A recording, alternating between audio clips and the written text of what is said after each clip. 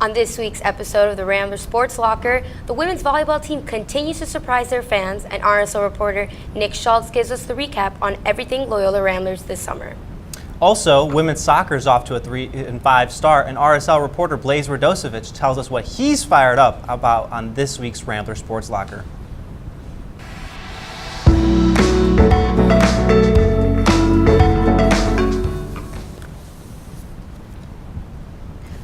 Welcome back to this week's episode of the Rambler Sports Locker. I'm Patricia Martinez. And I'm Robert Zaglinski. It was an eventful summer for Loyola University athletics, so let's catch up with RSL reporter Nick Schultz to recap a hectic last few months.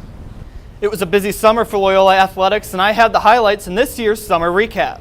Just before finals week ended on May 3rd, sources told the Loyola Phoenix that Loyola women's golf coach Carly Schneider was leaving the program in what athletics called a, quote, restructuring, end quote, of the program. Loyola hired Carly Werwie as Schneider's replacement on July 19th. On May 24th, 3 Loyola track and field runners, Kevin White, Lindsay Brewis, and Emma Hatch, ran at the NCAA National Meet in Portland, Oregon. White qualified for the championship in the 1,500-meter run, becoming the first Rambler to qualify for the final round since 2015. He ran a time of 3 minutes and 51.24 seconds to finish in 21st place. After going undrafted June 21st, former Loyola guard Dante Ingram signed an NBA Summer League contract with the Chicago Bulls. In 5 games, Ingram averaged 6 points per game and 4.8 rebounds per game. He signed a training camp contract with the Dallas Mavericks August 2nd and is set to report in late September. Ingram wasn't the only former Rambler to sign a professional contract. Ben Richardson, Andre Jackson, and Carson Shanks all signed to play professionally overseas this coming season.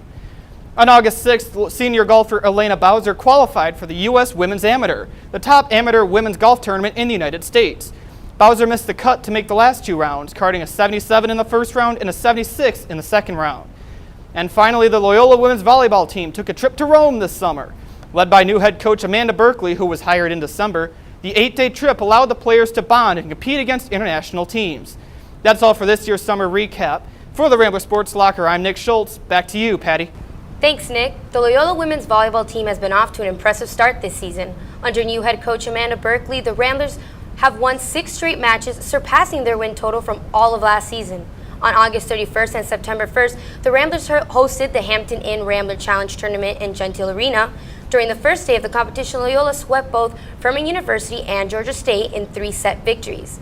The next day, junior Quinn Speaker and redshirt junior Heather Koken each finished with the 9 kills, helping Loyola seize a 25-0, 25-22, and 25-15 victory over Marshall. The 3 wins made them tournament champions. On September 7th, the Ramblers picked up yet another win, resulting in their 6th straight win this season. It was another 3-set sweep against host Western Michigan with scores of 25-22, 25-20, and 26-24. Speaker led the Ramblers, posting a double-double, 11 kills and 12 digs. Junior Delilah Wolf finished with a match-high 40 assists, while senior Alex Nunez also recorded 16 digs. That same afternoon, the Ramblers recorded another victory over Utah State, this time the win taking 4 sets. Senior Morgan Greshman and Spiker both finished with double-doubles, contributing 17 and 15 digs respectively. On September 8th, Loyola pushed their winning streak to 7 matches, the longest since 2015, with a victory over Canisius University. Redshirt junior Heather Koken was named to the all-tournament team as Loyola's single representative. During the match, sophomore Lexi Alden and senior Gabby Majuskowski totaled up to 9 kills each. This week, seniors Delilah Wolf and Alex Nunez were both given awards by the MVC. Wolf was named Missouri Valley Conference Player of the Week and Nunez Defensive Player of the Week. The women's volleyball team is now 5-2 in the season and will next host the Chicago Cup, featuring local teams DePaul University, Northwestern, and UIC. The Ramblers will first play the DePaul Blue Demons on September 14th at 7 p.m. It's been an uneven start to the season for the Rambler women's soccer team. After starting their campaign on August 19th while winning 2 of their first 3 games against CSU Bakersfield and Purdue Fort Wayne, the women have gone on to lose 3 straight, including a 2-1 nail-biter against Wisconsin-Madison on Sunday, September 9th. During that game, freshman Abby Swanson netted her 3rd goal of the season on an assist from junior Alexa Tatarin. The next day, Swanson was awarded MVC Newcomer of the Week. Swanson's 3 goals put her in a tie for the team lead and a tie for 3rd most goals in the conference. The Ramblers sit at just 3-5 on the season thus far, but still have over half of their season remaining, with their entire MVC schedule in front of them. They compete next on Sunday, September 16th against Florida Gulf Coast University. On September 6th, Loyola men's soccer team went head-to-head with Northwestern University in this year's Hustle to Hoin matchup. For the first 19 minutes of the game, both teams struggled to put a goal on the scoreboard, but senior Tucker Stevenson and freshman Fabian Becerra both felt close to scoring, but Northwestern goalkeeper Mia Miskovic shut them out. The teams went into the second half of the game with a tie of 0-0. After 90 minutes of playing, neither team could manage to score a goal, resulting in overtime. With the Ramblers still sitting with the 3-0 shots on goal advantage, Northwestern managed to beat Loyola in the 99th minute of the game with a final score of 1-0. The team considers themselves to be close as family, but for two members of the team, they actually are family. RSL reporter Heidi Spittler has more on the soccer brother duo. Classes only started a few weeks ago, but freshman midfielder Ethan Stoneman is already enjoying his time at Loyola. Love the location. I love coming to practice every day, grinding with my team and with my brother. And it's just been a really nice experience this year.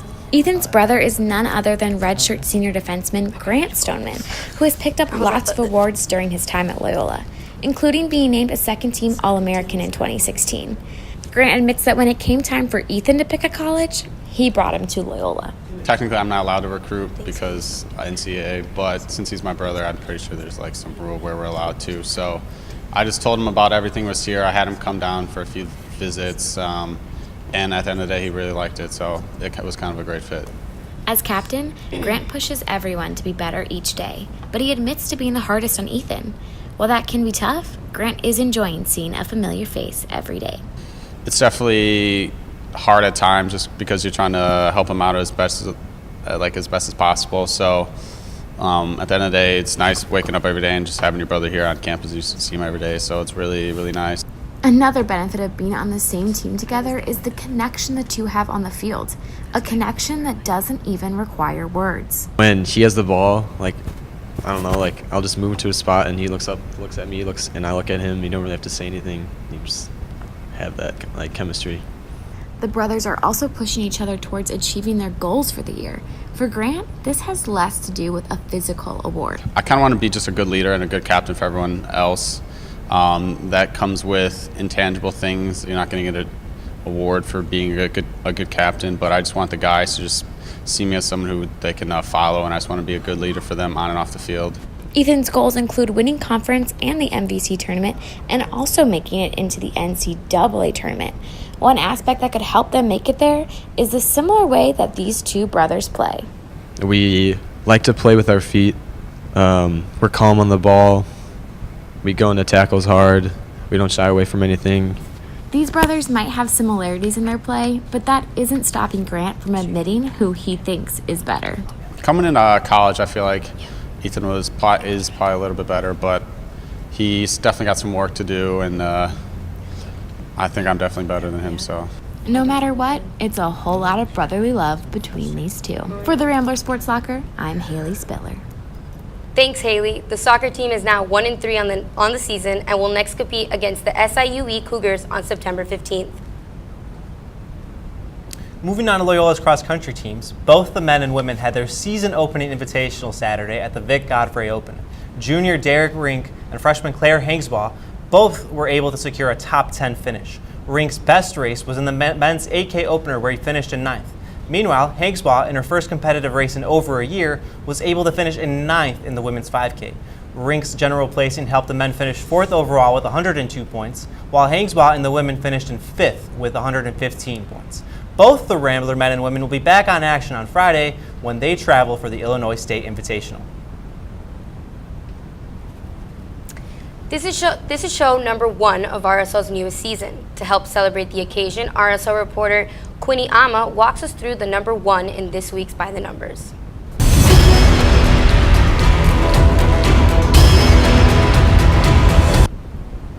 Welcome to this week's By the Numbers. I'm Queenie Ama, and this week's number is 1. The Chicago Bears took a loss during week 1 of the season. It was a close game against their famous rival, the Green Bay Packers. The Bears dominated the first half with a 20-0 lead. It was their first game with outside linebacker Khalil Mack, who recently signed a 6-year, $141 million contract. Even with the addition of Mac, the Bears could not combat the return of Aaron Rodgers to the game and lost with a final score of 24-23. In Loyola men's soccer, the Ramblers faced up against Oakland University on September 2nd. Loyola lost with the final score of 6-1. Redshirt senior Grant Stoneman helped the Ramblers score their one goal in the 67th minute off of a corner kick. After the game, head coach Neil Jones said that together as a team, they have a lot of work to do. And as I always say, there's always room for improvement.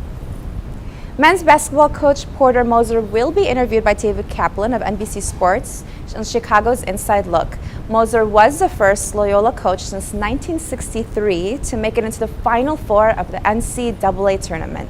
The Ramblers won both the second round and the Sweet 16 by only 1 point, advancing to the Final Four. Moser's interview with Kaplan is scheduled to air on September 15th at 6:30 p.m. And that's it for this week's By the Numbers. Back to you guys at the desk. Men's basketball head coach Porter Moser and the defending MVC champions recently announced their schedule for the 2018-2019 season. After an exhilarating Final Four run last March, expectations are extremely high. Among notable non-conference games, the Ramblers will play at home against Nevada on Thanksgiving weekend on November 27th. The Ramblers will again be led by 2018 MVC Player of the Year Clayton Custer, who returns to start at point guard. Fellow returning senior guard Marcus Towns is also expected to play a major role.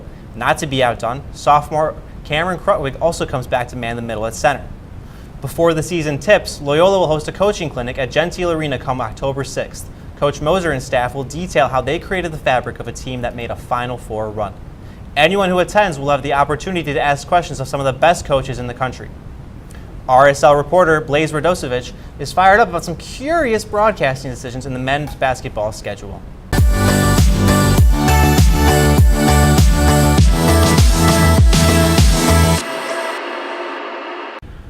I'm Blaise Radosevic, and welcome to this week's Fired Up. Okay, I am not happy, like at all. And it's not even about the Bears and the Cubs' respective choke jobs. It's this. Okay, remember Loyola's Final Four run from last year? I do. Those were some really great times. The Cinderella Ramblers won 4 straight NCAA tournament games to reach college basketball's ultimate stage, the Final Four in San Antonio. 3 of those wins came by a combined 4 points, which included a 69-68 Sweet 16 victory over the Nevada Wolfpack. The win, which was their third of the tournament, legitimized Loyola as a true national contender and established the Ramblers as the darlings of the tournament.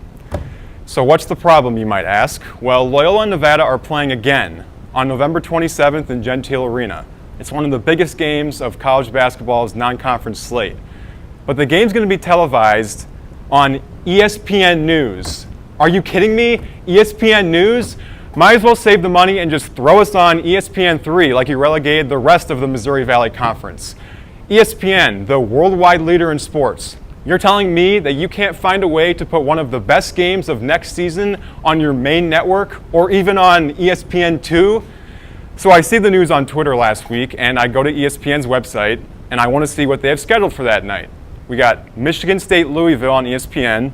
All right, decent game. But Penn State Virginia Tech on ESPN2? Really? ESPN, listen. We know you love your Blue Bloods, and that you could care less about us mid-majors.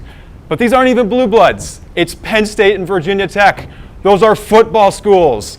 Virginia Tech lost in the first round of the tournament last year, and Penn State didn't even make it. In fact, I don't think I've ever watched a Penn State basketball game. It honestly just sounds weird saying Penn State basketball. So come on, Loyola's earned this, and so has Nevada. Both are ranked in ESPN's way too early preseason top 25 rankings.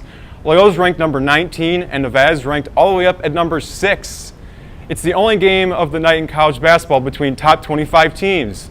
And a top 25 matchup on ESPN News, I don't think that's ever happened before. I don't know. To me, it seems like it's more of ESPN's complete and total bias against mid-majors. Why not have a bias for the elites of college basketball? Clearly, as a Final Four team, Loyola is one of them. I'm fired up. I'm Blaise Radosevic. Back to you at the desk. Thanks, Blaise. I definitely feel like this past March deemed Loyola worthy of being on ESPN. I agree. For our full episodes and the chance to get in the conversation, follow and like our social media handles for an up-to-date look at all things Rambler Sports.